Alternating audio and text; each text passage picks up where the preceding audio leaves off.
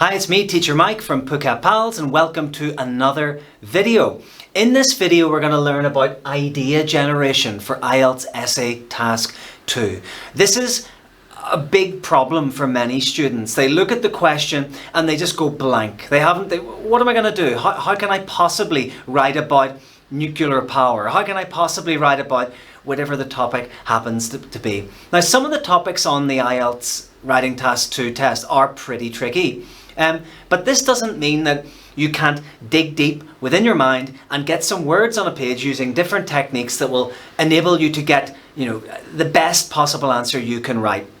The first idea generation technique that I recommend is mind mapping. Okay, now maybe you know what this is, maybe you don't, but let me briefly explain. This is placing your keywords from the question that we talked about in the last video. Okay, not the topic of the essay, but the key words from the essay question. Okay, it could be that what some people think or what other people think, or it could be particular aspects of the opinion essay question.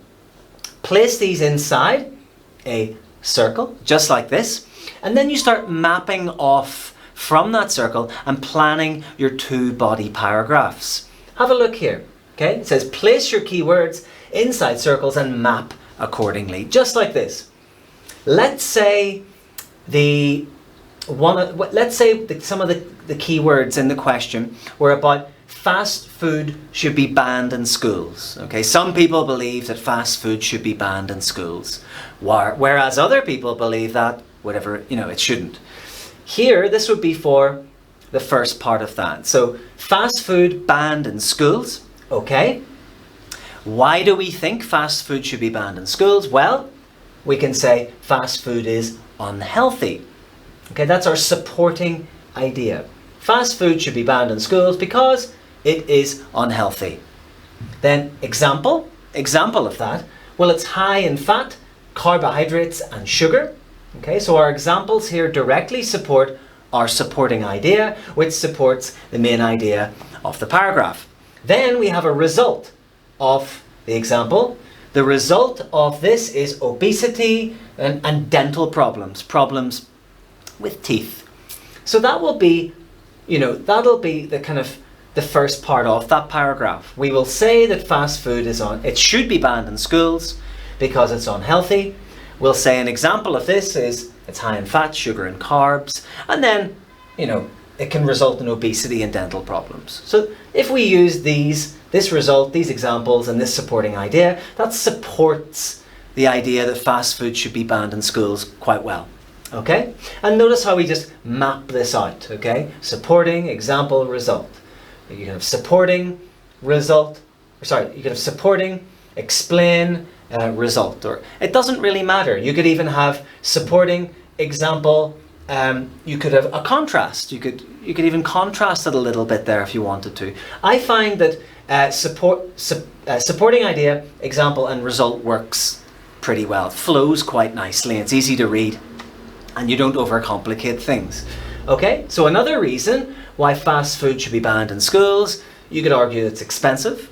Okay, some schools now have branded fast food in there.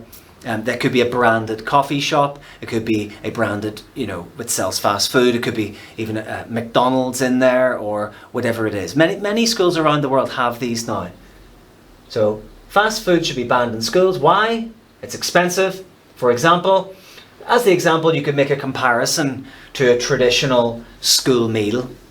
Okay, traditional school meal of, depending on which country you live in, but something more basic, more fulfilling, and obviously not as expensive as a branded fast food option. So that would be your example. Then you could give a little result of that. The result would be that, if you're allowing kids to spend tons of money on branded fast food every day, what's the result? The result is kids learn bad lessons about money. Kids don't learn the value of money. They see it as some kind of throwaway commodity, and they don't appreciate how difficult it is to get money and keep money and earn money. Okay, it's a massive lesson. Also, another result is it puts pressure on parents to keep giving for this unnecessary, expensive fast food in school. You know, a lot of parents don't have they can't say no to their kids. You know, they might feel like they're letting their kids down, or maybe their kids put on such a show that they feel, you know, oh, maybe I'll just give in to them. I'm sure many of you know what I'm talking about here. Okay, so there's the mind map. That's a mind map for one body paragraph. The body paragraph would have two supporting ideas. Main idea would be fast food should be banned in schools for a number of reasons. First reason is that it's unhealthy, and then give an examples, give the result.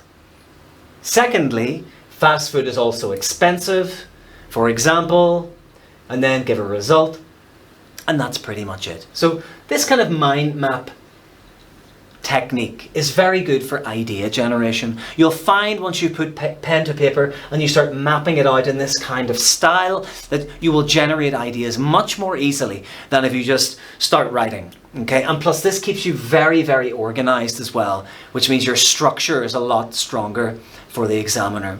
Okay, so that's it for this video. Hope you enjoyed it. Thank you very much.